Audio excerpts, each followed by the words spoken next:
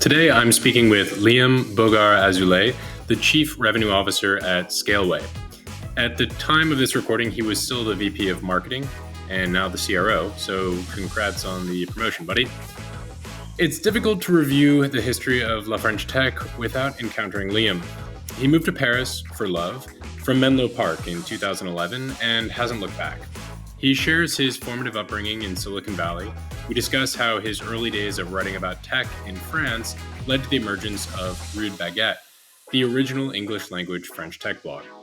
We revisit his entry into the startup world and the journey to his current role at Scaleway. We touch on digital sovereignty and cloud infrastructure in Europe. And finally, he elaborates on his recent dabblings as an angel investor. As always, it was fun to catch up with Liam. And in this episode, you're guaranteed to learn a little bit and laugh a lot. And now I bring you Liam Boogar-Azoulay. Well, it's actually funny because I feel like it's been a while since we met for the first time. Last summer? I feel like the weather was good. We sat outside. Yeah, it's been about a year, and you sent me an unsolicited LinkedIn message around the fact that you'd written Rude Baguette and you were interested in my newsletter, and that was kind of the original kind of touch point that brought us together. But maybe you can start by sharing a bit about your background. Obviously now you're the VP of Marketing at Scaleway, but you had a long history before that. So why don't we start with kind of where you're from, how you landed in France, and then your ascent into the French tech scene. Yeah, definitely. Ascent, yeah. Okay. So I'm originally my name's Liam. I'm from California. I grew up in Menlo Park, which is in the middle of the Silicon Valley, because my parents moved there in 1988. My dad got a job at a local gaming company called Activision as the VP of sales, and so they moved from Chicago to California, and I grew up there, and it was wonderful. I grew up in the best time to grow up in the Silicon Valley. As a kid. I mean, as an adult also probably very, very interesting, but as a kid, I think it was fantastic. Everyone was just the son or daughter of a really smart person, and I remember when the new Apple computers came out with the teal backgrounds, my public middle school had them on the day they launched. Because we were so local. Right. Steve Wozniak lived in one town over, and Steve Jobs lived one town over. It was the local company. Microsoft was a Washington company. Dell was a Texas company. Apple was a California company. It said made in California, designed in California. And so it was a really special time. I see a lot more now how I just grew up with technology around me all the time. I needed a job when I was 16, and so I went on Craigslist as a 16-year-old in 2003 or whatever, and I got a job working at a startup that got bought by Apple 9 months after I worked there. I was just doing QA, and then now the guy runs one of the biggest ed tech accelerators in the world, and that was kind of my childhood. It's everyone was just doing amazing stuff, and you really got exposed to the passion of entrepreneurship really early. But I didn't want to live in the Silicon Valley my whole life. I wanted to see other things. It's I always said, when you're born in Eden, you eat the apple and you leave, right? You gotta get out. And so when I finished college, I didn't know where I wanted to go, but I had met a French girl, and I thought I'll go where she's from. And then I got to France, and I realized that the whole country was full of French people, and they were all incredibly interesting. And so maybe about a year, maybe 6 months after moving here, I was girlfriendless, jobless, and I applied to a startup. And in January 2011, I started a job. My interview was basically the story I just told you. I got on a Skype call, and I said, "Hi, my name's Liam. I'm from Menlo Park." And he said, "You're hired." That was the whole conversation. I didn't know what I was going to do. I didn't know why he thought that was important. And I kind of fell into what was to become the French tech ecosystem. And so really quickly, a friend of mine had been pushing me to write a blog, because I liked writing. I wrote a lot as a kid, mostly songs and angsty letters to myself. But I wrote a lot, and I liked writing, and I was pretty good at expressing myself. And so a friend had recommended it, and because I was discovering startups, I wrote about that. I wrote about interesting things like I wrote this article in 2011 about how Dailymotion basically lost out to YouTube because they took vacation in August and July. Because Dailymotion launched like 3 months or so before YouTube. So like on paper, they had a head start. And then it was the middle of like July, August, and everything was shutting down. And I was like, maybe if they didn't take like 8 weeks of vacation in the middle of the summer, like maybe they would have kept that lead. So I wrote stuff like that, just kind of like figuring out the Franco-American cultural connections that we all kind of go through as we come into a new ecosystem, and then that kind of morphed into this thing that became the Rue Baguette, and the Rue Baguette was France's first English language startup blog. That was it. There was TechCrunch writing about my hometown, and there was like a lot of French blogs writing in French about my current town. And I thought, I don't understand, because like all of my startup friends were reading TechCrunch. Right. But then when they wanted to get someone to write about them, they got the other guys. And I thought, why wouldn't you write in English about you? Like what just because you speak French doesn't mean the people you're trying to get attention from speak French as well. And so I started a blog, and at the time TechCrunch had a French language tech blog. There really wasn't the kind of the people who are still around writing in French were there. Journal du Net was pretty big at the time, actually. French Web was kind of the underdog coming up. Matinus didn't exist yet. Les Echos didn't have a startup blog. None of the newspapers wrote about anything technology related, unless it was like anti-Google proceedings and anti-Microsoft, antitrust stuff. And so I just started writing. I just started going around, and pretty quickly people were like, hey, there's this American, he's writing about tech companies, and like all of a sudden people would just like throw, like anytime they met someone, they'd be like, hey, this guy's doing a thing, like, do you want to interview him? I'd be like, I don't know if I'm going to write about him, but I'll meet him. I didn't have a job. Yeah. I was actually still doing work on Craigslist. I had found a job on Craigslist. I quit the startup I worked at, and I was just kind of like, as long as I can pay bills, this is sufficiently interesting. So that was kind of my start in Paris. That was like, a year into that, I discovered that these two people that I knew pretty well, Alice Zagary and Oussama Amar, were leaving this thing called Le Camping to start this thing called The Family. And I wrote this article because I got a copy of the deck, and so I just threw it up online. It was like, suck it. Transparency. That was my Pirate Bay moment, just throwing stuff up online and being a little irreverent, and kind of just fell into the beginning of that. And that same year, I met these engineers starting this company called Algolia, and they'd come from the same company where this guy was starting this company called Dataiku, and like I started noticing all these engineers coming out of this one company. So I wrote this article called, the Exiled Mafia, and basically like picked out like 20 startups in the ecosystem that basically all of them became $100 million or billion-dollar businesses over the next 5 years. And I just started, like every time I saw these things happening, it kind of reminded me of home and reminded me of kind of the same dynamics that made the Silicon Valley such an exciting place. I would kind of try to piece it together and explain it. Whew, that's a long answer to like, where was I born? I know it's a good start. So let's backtrack there. So when was it that you moved here for love? And by the way, that's not the first time I've heard that. That's the only reason anyone ever moves, and anyone else is lying. I've heard work occasionally. I think if anything, it's a love of work. I actually moved. It's coming up July 7th, 2010. In between July 4th in America and July 14th in France, I think it's the best time to move to France. You get 2 Independence Days in 10 days. You get both holidays in one. I like that. And it was the World Cup. I remember because I was staying at a friend's place in Versailles. Coincidentally, they had couch surfed on my place in California when they were studying abroad, so they returned the favor. And I went and watched the World Cup. And it was like, I remember one of the teams was wearing orange, so I know it's the Netherlands, and the Netherlands was playing against who cares, and I think they won. And I didn't speak, and like that was when I realized that like my French classes were going to serve me zero. Was in a bar, people singing like, football songs, and like watching the World Cup, and just being like, on the one hand, I got to like be with the guys and no one cared. On the other hand, I realized I didn't know any French at all. So for some reason in my head, I had come up with the idea that your last name was like hyphenated, part French, part I don't know, Irish or English or something. What is the background on your name? Do you have any family connection to France, or was it purely this you met a French girl and? That's great. Yeah.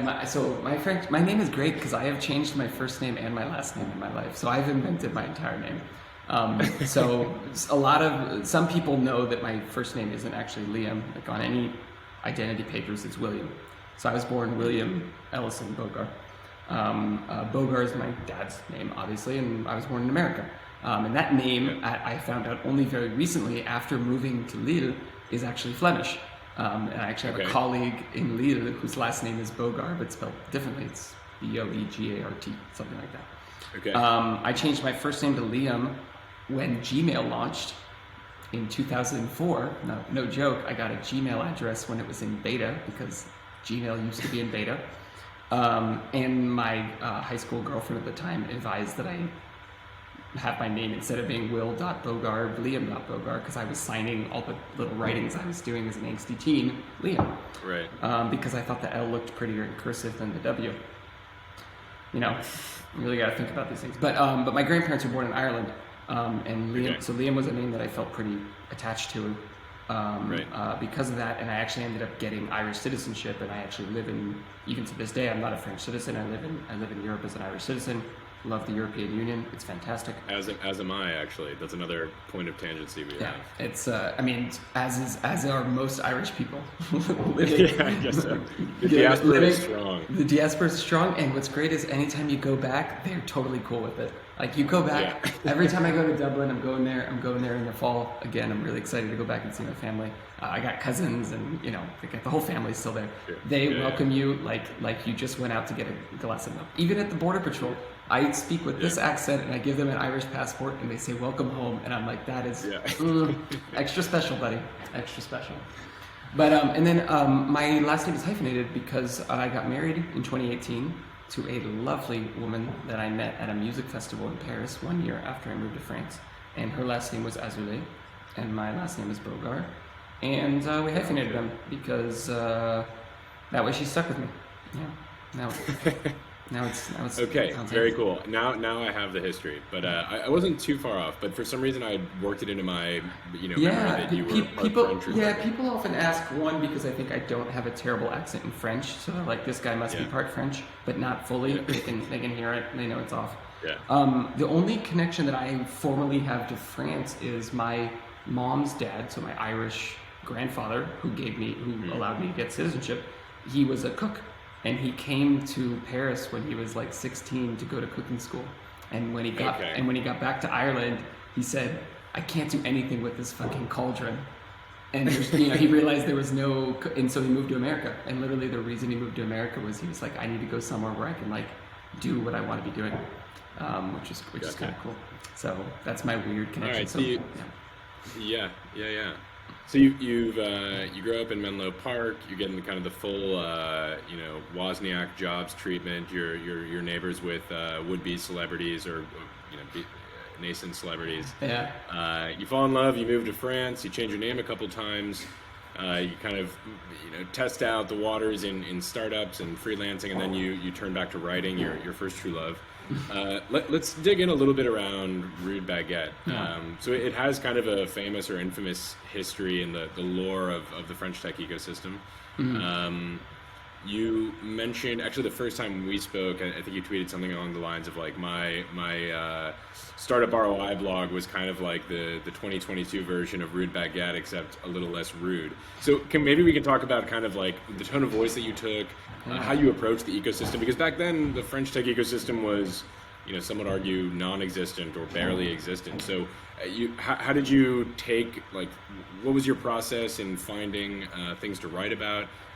Did you feel comfortable as an outsider critiquing an ecosystem? Maybe because you came from California, had a bit of credibility there. What was the thought process behind?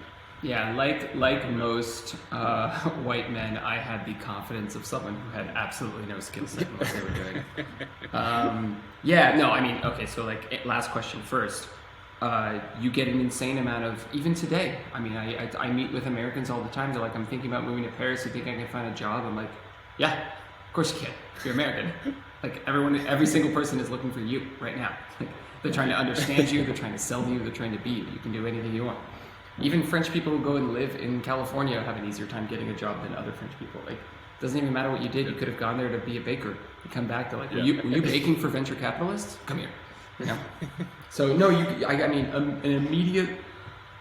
an immediate sense of undue credibility, immediate imposter syndrome overnight. I mean, you know, I was meeting partners at VC firms, and I didn't even know how venture capital worked. I was meeting founders, basically because I liked the products. I got to, you know, I got to meet the founders of BlaBlaCar when it was still called Covoiturage back in the day, because I used the product because I was poor, and I need, and that was the only means of transport that I could afford to take. And so I reached out to the guys, and we're still friends. I mean, Fred and Francis and Nicholas, we still talk pretty regularly on LinkedIn or whenever we meet each other. And it's just the ecosystem was so small. It was really easy. Like there wasn't this obvious momentum. So, you know, to come back to your question about what was the process, it was really like, am I excited? And it was very subjective. It was like, am I excited? And in retrospect, now that I can put on my cloud VP hat, a lot of what excited me were people that were taking advantage of the arrival of cloud computing and smartphones, right? And so you had people, you know, plenty of people are building businesses, but I wasn't writing about bakeries and retail stores. You know, even to this day, I don't think I ever wrote an article about food delivery or last mile, whatever, outside of maybe Uber. You know, I don't think I ever really touched the topic because I wasn't interested in that. I was interested in technology changing every facet of every day of our lives. And so I would just meet with people and ask them what were they doing, and explain it to me, and I would try to understand it. And if at the end of it I thought like, man, if I had anything more than $4 on my bank account, I would invest in this company, then I would write about them. And I really took an approach which was, I kind of thought of myself arrogantly so, but I felt like it was a good qualifier for myself. I thought of myself as investing with words, and I thought, like, if I think of every positive article I write about a company as me betting my reputation, then that was the filter. So I wouldn't write about stuff I wasn't excited about. In the very beginning, I wouldn't write about something that you couldn't read about in English. Like if they didn't have an English language website, wouldn't touch it, with the exception of very few companies. Like Vent Privé, I think, didn't have one at the time, but even they do now. And so there was a big bar where I just said, like, if your whole website's in French, why would I write about you in English? Like, and that was very much a challenge. And so as a result of that, you naturally filtered out small thinkers. You naturally went for people who, rightly or wrongly so, were aiming for big, ambitious, global software companies. And so you really quickly stumbled on e-founders and the ecosystem they were creating, the family and what they were creating, the VCs that, Mary Eklund, who was at Alaya, but was clearly just like a genius and on a path. And so because meeting her, I got to be around it for the launch of France Digital. Because of that, I got invited for the launch of the French Tech when Fleur Pellerin was launching it. And so you kind of just fall into this world because you kind of set yourself that bar. And then pretty quickly, European events they want to bring French startups, so they need someone who knows it, so they invite the journalists from each country to come do it, but they only invite the English-speaking ones because their events in English, and that's what they want to reach. So very quickly, I'm moderating panels at South by Southwest or Web Summit or TechCrunch Disrupt. Even TechCrunch, we got along well enough. I was obviously not competition to an actual media company. I was just a guy with a different form of unemployment. I was enough money to survive, not enough money to do anything interesting. And so and then the ecosystem started cropping up. People started raising more money. London investors started investing more than U.S. investors started. More French companies started going over to the U.S. and actually being successful there. You have people like Pierre Valade who would sell Sunrise to Microsoft for $100 million, and all of a sudden people are like, oh my God, French people can build mobile apps. And so then, then you have Zenly popping up out of nowhere, and all these people just kind of coming into play. And really, it was just about playing catch up. And then again, filtering out, not getting excited by the noise, trying to distinguish between what's an e-commerce website and what's a startup. Well, I'm curious about in that era, you mentioned a couple things that struck a chord. I mean, one of them is a startup, for example, establishing English as the primary language at the office was a leading indicator that they had global ambitions. They wanted to be, go beyond the borders of France. That I think still holds true today. And then you said you started to see these mafias kind of crop up. People went through an exit. They had money to blow. They wanted to get back to the ecosystem. They wanted to. Money to blow is probably the wrong way to put it, but they had cashed out in some way, and they wanted to give back to the ecosystem that ultimately they benefited from. And that's actually, I mean, arguably the reason Silicon Valley is so powerful. It's that these innovation cycles come very quickly. People, amass a fair amount of wealth, and they want to give back. They want to either reinvest in other entrepreneurs, they want to advise, mentor, they want to start their own company. So what was the tipping point for you? I mean, what was the kind of the biggest moment between, I think Kat Borlingen called French tech like a backwater 10 years ago to today, where you have Macron on stage at Viva Tech talking about how he wants France to be the European capital of tech and advocating for digital sovereignty. How does that transition happen over the span of 10 years? I mean, so the first and most important thing that happened was engineers started building companies. And you had a couple of things that led to that are pretty big macro events. The financial crisis of 2008 in the US really didn't hit Europe until 2010, really didn't affect engineering talent until 2011. And the way it affected them is they realized that the promise of go join SNCF and have a job for life was done.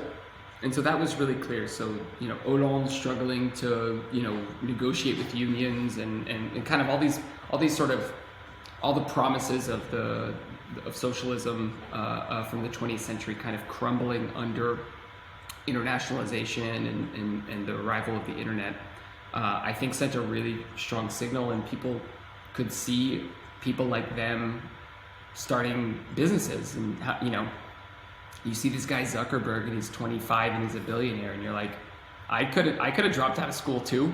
And so the very same thing that motivated entrepreneurs in the US, seeing people do it, was motivating in France. And that was big. And the fact that the cost of starting a company went to zero with cloud computing, the fact that the social safety net of France actually makes it really easy to start a company. Unemployment is a beautiful 2-year runway for anyone who's willing to give it a shot. The arrival of BPI, most people don't know, but BPI is only 9 years old maybe. It used to be, if you wanted to get government grants or support, there was like 18 different departments. You had to go raise money. There were professional fundraisers just for government grants. And then they just kind of brought it all together and said, it's one thing now, it's called BPI. They'll take care of all of it. And they operate very much like a private equity firm. And they really looked at scale to deploy capital, as opposed to validation of, some sort of subjective notion of what's innovative or not, which was kind of, and so you had a lot of these things come together at the same time. I think some of the big milestones for me, I mean, Fleur Pelland is like the godmother of the French tech. The push that she made to make sure that there was a label, she understood exactly what that label needed to mean, was huge. Kat's arrival was very huge. Macron taking the French tech underneath the Ministry of Economy and kind of making it a backbone of his work as the economic minister was great. In many ways, he inherited a momentum, but it's easy to see something that's working well and say, I'm going to focus on what's not. He really tried to make change the international perspective about what it was like to do business in France, and that has worked very well. I mean, it wasn't so long ago that the only thing that people would associate, with French and innovation was bureaucracy and employee strikes. When's the last time you saw an employment strike on CNN? It's not that, that shift is huge. Now you see the clean-cut guy who speaks pretty well English, better sometimes than his Anglophone counterparts, and defends a very sleek French touch vision. I mean, it's really good marketing. It's a great marketer. Yeah. And so a lot of these things changed, but fundamentally, I think France always had really good engineers. They just kept leaving. they just kept going and working for other companies. And I think finally they thought, like, I don't really need to do that. I don't need to leave my home to do this. And in many ways it was inevitable. It was, it was inevitable. There's just a couple of people who happened to be there at the right time. I really feel like I fell ass backwards into a very interesting moment in France's history. Yeah. Yeah, well, one other person that I would argue is maybe if Fleur is the godmother, maybe Xavier Niel is the godfather of French tech in some ways. I mean, you can't talk about the French tech without talking about Xavier. I mean, right, and he's someone I've written about, someone I've done research on, and one kind of interesting backstory is that, well, as far as Rue de Baguette, is that it was something you partnered on with Roxane Varza, and after you guys split ways, she ended up at Station F, and you ended up at Scaleway, both of which are kind of the brainchild of Xavier Niel. So maybe, I guess, for those who are watching and aren't familiar with the French tech ecosystem and who Xavier Niel is, could you give a quick synopsis of kind of how he operates, pulls the strings from the background, and your relationship with him? Yeah, I mean, I can tell you the story of when I met Xavier, and it's actually two stories. So, and it's actually the same day I met Roxane. In 2011, there was this series of events called FailCon, and it was a conference dedicated to talking about failure because people weren't really comfortable with that in France or in San Francisco. It was an event started by an American, I believe, might have been a Canadian. She was too nice, so I just, in my head, she must be Canadian. And it had sort of franchised out, and Roxane actually brought it to France. And Roxane had arrived in France maybe a year or so before me, maybe a few more. I couldn't, but she was there. Like when I arrived and I started writing, people were like, "You need to meet Roxane." I had this blog called The Rude Hitchhiker, which most people don't know. But if you go on the Rue de Baguette today and you look at my author page, it's /author/Rude Hitchhiker. And she had a blog called The Tech Baguette, which she still has today. And we had this idea, which was like two heads are better than one. Rude Hitchhiker, Tech Baguette, Rude Baguette, which is why I always say I was the rude behind Rude Baguette, which was true on too many levels. So I met Xavier at this conference. I didn't really know who he was. People seemed to think he was a big deal. I thought he was smart. And I had a really good conversation with him. And that day I met Marie-Jacqueline, Philippe Colombel from Partech, and Roxane. I remember it was at Microsoft's office in Issy les Moulineaux. And maybe 3 years later, I'm invited to Kima Ventures, which is an angel investment fund of which Xavier is the sole LP. Now run by Jean de la Roche-Brochard, who used to work at the family, and before that was a fundraiser. Anyway, and I was at that event a few years later, and I went up maybe 2014, and I go to introduce myself to Xavier Niel, and I go, "Hi Xavier, my name is Liam. We've never really met before." I had completely forgotten that I had met him at this 2011 thing, because I didn't know who he was at the time. He was just a guy. Everyone was just a person, and I can't remember everyone's name. Terrible with names. And I go to introduce myself, and he stops me like mid-sentence. There's like 13 entrepreneurs waiting to like pitch him for fundraising, and he goes, "Liam, we met in 2011 at Microsoft. Don't you remember? You talked about this, this, this." And I was like, oh yeah, that was you. Right. and that for me is like, anytime anyone asks me about Xavier, it's that story. And like, there's this great thing, which is you can email Xavier at like Sunday night at like 9 p.m. and he'll answer. And he's just very quick. He's a very smart guy. He's my N+2 right now. I spend an astonishingly small amount of time with him. I'm mostly focused on doing my job. I try not to get pulled into the big stuff. I let my boss take care of that, which I'm more than happy to do. Sure.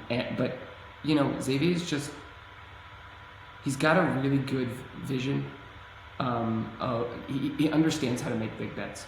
There was an old story, and I've never even asked him if it was true, which was that Xavier started Kima Ventures around like 2004 or so, because after the dot-com crash in 2001, there was this startup from Mountain View that hadn't yet IPO'd, but couldn't get money in the US, and they came to Europe trying to get money. And that startup was Google. Because Google was started in like 99, they didn't IPO until whatever the date is, and they needed that last round, and they couldn't get money because the stock market had crashed. And Xavier passed. He had just started free, and he was like, I don't know what this is. And after Never that, gonna let that happen again. exactly. And so the story I heard, and I have no idea if it's true, and I don't even want to know, is that he started Kima as a way to never miss another Google.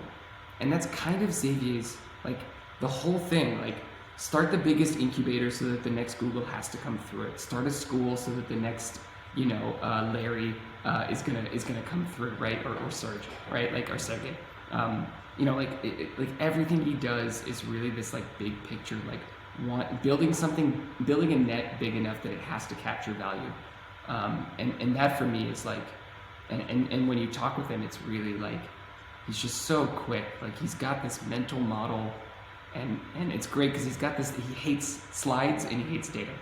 So like you can't come to him and be like, Xavier, I've got a 17 slide presentation about explaining to you how we're gonna grow 97% year over year, and then it will, he's just like, I don't care. He's just like, he said something when I first joined, when I was doing a little like Iliad exec thing, and he said like, there's only two types of teams in a company. There's the people who build the product and the people that sell it. Which one are you? And I was like, well, marketing is more of a sales function now that it's kind of changed over the last. He's like, fine, I call it sales, you call it marketing, product, sales. And build, sell, build things, sell things. And you get these like amazingly simplified understanding of things that just, and I think that's like, he tunes out the noise and he just goes straight for the point, which is like intimidating and very powerful. Right. Well, let's talk about that a little bit then. I mean, you mentioned he's your N+2, but now that you're at Scaleway, you've gone from kind of the startup ecosystem into what is now, I would argue, much more than a startup. Maybe you call it a scale up, but pre-IPO potentially.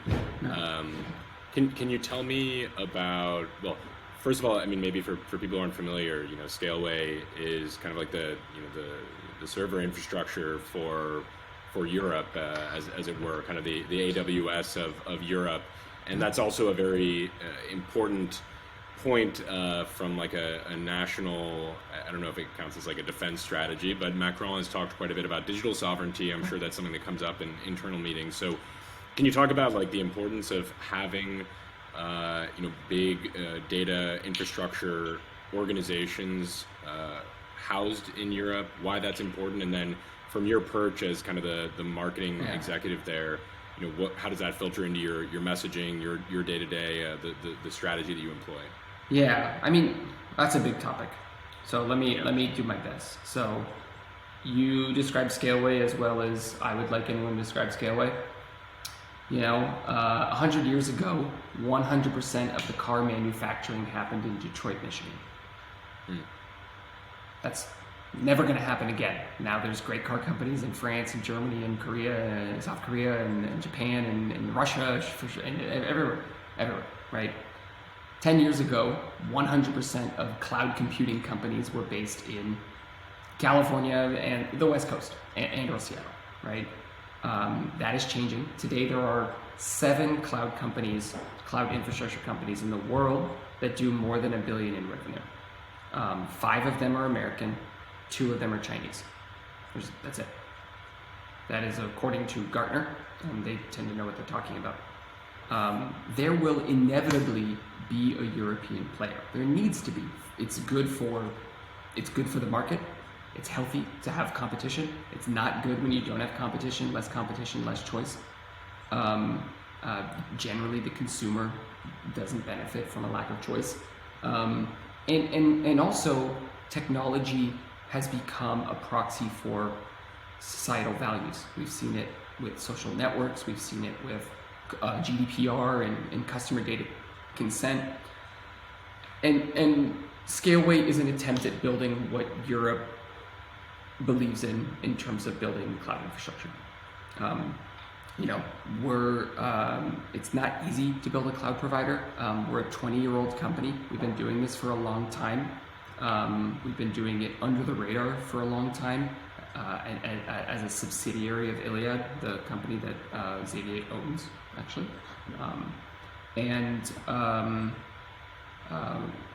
We're at a really interesting moment. If I think back to that 2011 moment when I first started writing, that was kind of the first chapter in Europe's technology movement. It was the first chapter in most countries, pretty much everywhere but California's technology Cambrian explosion. We're kind of moving into the next era. We've gone from that software will eat the world movement to software has eaten the world, and so what's next? And I think that that's a really exciting time.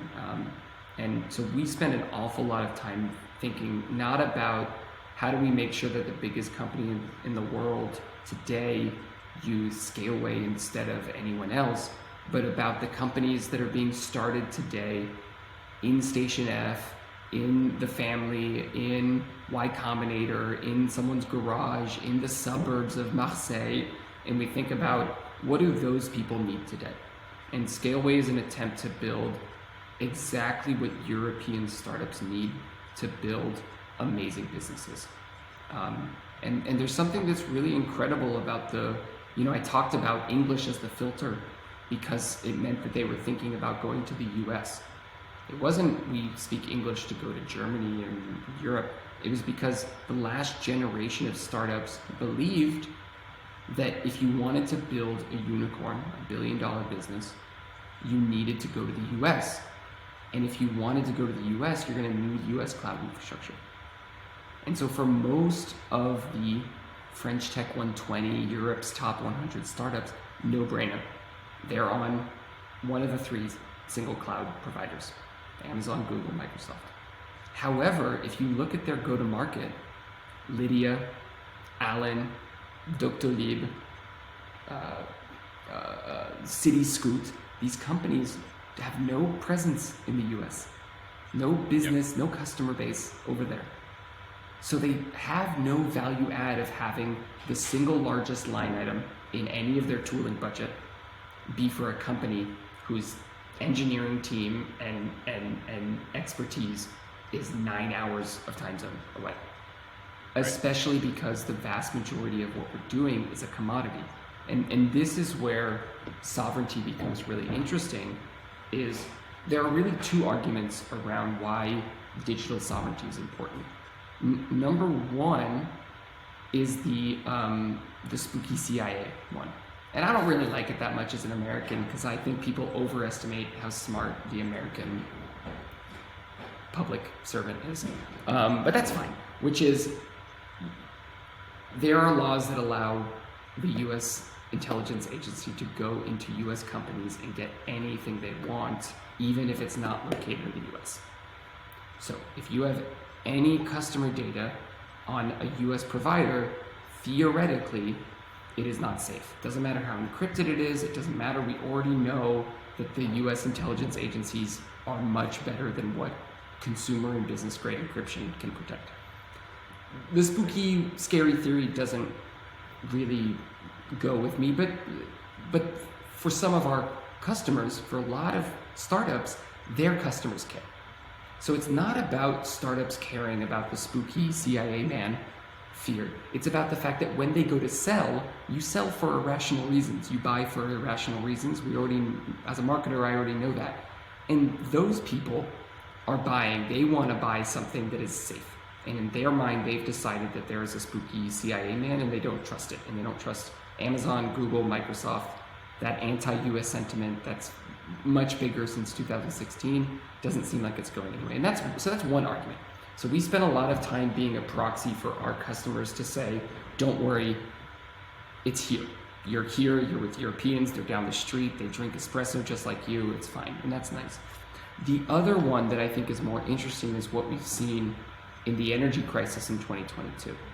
And I wouldn't draw nearly as much of a comparison to that unless it was very relevant, which is Europe's dependency on Russian gas has become a big problem this year. And Russian gas is a commodity, and trusting an entity that is outside of your jurisdiction for that has become problematic. It's why defense companies are national, and why we have Dassault Systèmes and a bunch of actors like that, because it's of strategic importance. The cloud is not that much different. It is a commodity. We buy our servers from the same, and our processors from the same place that the Americans do. Same person. It's the exact same company, often the same salesperson. And having that level of dependence on a foreign entity exposes you to risk. It doesn't mean that there is a risk today, it's just an additional level of risk. One example is when the war in Russia, with Russia and Ukraine started, most of the American players banned all Russian accounts, which is a pretty extreme measure to take, given that it didn't seem to be a very popular war, it didn't seem to be a unilateral decision, but they banned it completely. And so if you're, the technology decisions and societal decisions and geopolitical decisions are interwoven. I can shut off your business if I don't agree with your government. That's a big level of interdependence. And I think a lot of those things have been coming to a head over the past 10 years, which is why the Made in France movement largely failed during Hollande, 2012 to 2017, with Montebourg wearing the beret and he had a cocotte minute under his arm. It failed because it felt like a compromise, like I have to buy French stuff instead of the good stuff. No thanks. And now we see it coming back because people are realizing, like, am I really going to kill the planet by sending something from China by boat here? Like, do I really need that? Okay, maybe I'll pay twice as much for jeans, but the jeans come from Niel, that's fine. Okay, fine. Right. I'll have half as many pairs of jeans, right? And I think we're seeing the sovereignty isn't about protectionism. And I think that was a really good argument that the U.S. Chamber of Commerce made for many years about protectionism in Europe being a bad thing, and Americans are great at marketing, and they got a really good story out, and touche to my brethren for getting that out. But now there's a huge change, and a lot of the reason people choose us is because we represent a European approach to a commodity problem. We build for choice. We build for interoperability. We build for reverse compatibility. We build for sustainability. And we represent a choice. People want to vote with their wallet. And in many ways, there are a lot of, wherever you build your business, you're enriching a billionaire. If you go to AWS, you're helping send rockets to Mars. If you go to Google, you're helping whatever they're doing. If you go to Microsoft, you're helping some pretty good stuff, because I think Bill Gates takes that money and funnels it into like curing every disease on the planet. So good on them. If you go to Scaleway, you're enriching Xavier and Niel to build more free schools and more investment into the ecosystem. It's a circular economy. And if you look, like the cloud is a huge line item for startups. We get really excited this past year, all these monster fundraising amounts. Do you know how much of that fundraising is going to get sent, no matter where it came from, no matter who it went to? It's going to get sent right to, no, because 75% of the French Tech 120 is hosted on Amazon. So it's going straight to Seattle. Yep. We're talking 1 to 3% of that fundraising amount. That's a huge amount of money that goes right off the top. That's up there with like salary costs. I mean, it's a huge amount. Yeah. Wow, that's fascinating. Very cool. Well, I want to pivot or kind of close out here on a fun topic, which is the subject of angel investing. And I've seen you on LinkedIn dabbling a little bit. We talked earlier about former kind of French tech mafia coming back into the ecosystem and finding their angle, helping entrepreneurs. And the cool thing about angel investing is it's generally relatively small tickets, so you're not betting your house on anything, but you do have, well, maybe you are, but you do have a level of expertise in a particular network, and also probably personal passions or interests. So curious to get your take on kind of this foray into angel investing, what your investment thesis is, and if you have a company or two that you want to spotlight that you're particularly proud of, I'd be on taker. So I started angel investing a year ago. I wanted to do it for a while. And there's a tweet out there that shows the exact moment when I decided to start, because I was helping a buddy of mine launch a company. I wasn't helping. He was about to launch on Product Hunt, and he asked me for feedback, and we started talking about it, and I really liked what he was doing. It ended up being Product of the Month on Product Hunt, and then like immediately after he announced he raised a seed round. from like Axel, like really great investors and a lot of my friends. And I jokingly was like, oh man, I wish I had known, like I would have loved to be part of the round. And he was like, seriously, if you had told me, 100%, I just didn't know. I don't walk around asking people. And I realized like, oh, if I want to be involved, I have to be visible. Like, people have to know that I'm actually doing this. And so I said like, okay, now I'm doing it.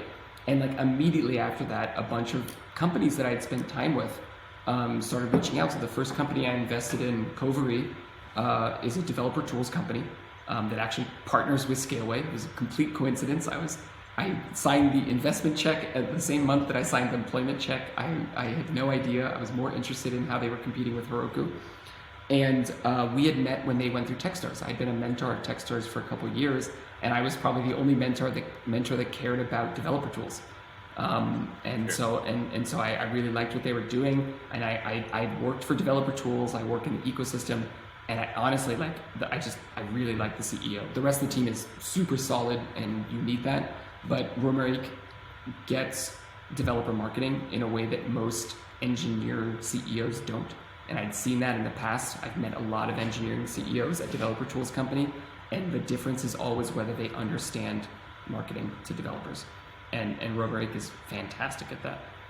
Most of my investments are developer tools investments. I like building for builders. My investment thesis is that we're still going to need engineers in the next 50 years, and their job, the job keeps getting harder. I'm pretty confident in that, given how the cloud ecosystem is evolving. And so I've invested in a number of tools in that space. I've missed out on a number of deals in that space, and I've been pretty open about my frustrations. I generally consider myself the dumbest person on the cap table. I've been really lucky to share a cap table with the founders of Datadog and so just some really amazing angels. But honestly, I'm learning. I mean, I invested in a company in the beginning of this year, and we invested. The idea was angel round and then straight into a seed round, and they opened up their seed round in April, right as the market crashed, and it was a really fun time, and that was where I really got to kick in and help. I knew that I wanted to be an operator in some respects, and I learned from Romaric. I learned a lot about like what not to do. And he was like, don't work for me. Like, I work for you. And I was like, oh, that's true. I own part of your company. That's a good point. And, there are like little things that I kind of learned, but I coming back, I used to invest with my words, and now I can't write as much as I'd like to. I write for myself, but I don't have time to write a blog about startups. And so now I get to invest with money. I typically invest 10,000 euros. It's usually a pretty flat number. I know what that looks like on my bank account, so I can that number is going to go down by 1. Can I handle that? Okay. And I'm really excited by the next generation of startups that are coming out right now.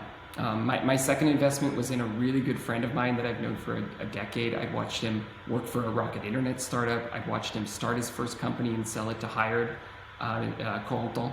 He started Refty, which is an amazing company trying to improve the candidate experience through better data around referrals. It's really amazing what they're doing, and I love the attitude that he's got. I liked it on his last company. I supported him as a blogger in the past. He supported me by sponsoring events in the past, and literally as soon as he told me he was starting another company, I was like, done, fine. I didn't know I was gonna, it was like I thought I was gonna take this slow, but then you just get really excited by the opportunity to. Right. I'll tell you this, and I think this is the best summary of why how I decide angel investments right now, which is I want to get excited to get the monthly update, and I think that's about it. And it's the same excitement that I got as a journalist when I got to meet someone or hear about what they were doing.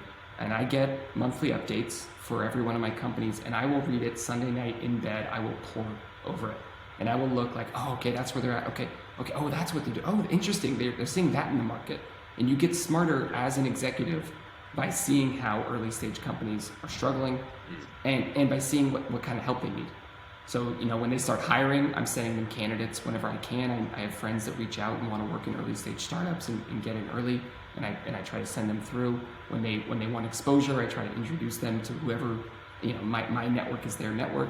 But I just get excited by reading those monthly updates. And I think like whatever you invest in, if you're excited, it's a really good investment in your own professional development, because it's going to force you to stay up to date for the next 2 to 7 to 17 years on an evolution of an ecosystem where you're not working day to day. And you get some of the most intimate insights into challenges that people are facing. I love that. Well, I think that's a really good note to end on. I appreciate you taking the time. This has been a lot of fun. I loved it. It's fantastic. We should do it again soon. We can catch up. Maybe I'll come back to Scaleway. You bet. And also very cool. I've been recently getting into the developer tools world. I was not super familiar with it, but I'm an operating partner at Revaya, formerly Gaia Capital Partners, and so I do a lot of their press and media strategy. And they did 2 investments in the past month. One was in CoreLogix. They're an Israeli-based streaming analytics company, and then the announcement this week for Platform.sh, which is another developer tooling company. So I've been deep in the weeds on developer tools as of the past couple weeks. I'm a big fan of Platform.sh. They used to be Drupal guys or commerce guys back in the day. I've known Fred and Ori. I just saw Ori last Friday during VivaTech. I love those companies. I love I love seeing how they're developing, and you learn so much by seeing what they're seeing. It's incredible. Yeah. Awesome. Well, thanks again for doing this. This was a lot of fun, and let's be in touch. Hope to speak to you soon. Awesome. Sounds great, man. Talk to you soon. All right. Take care.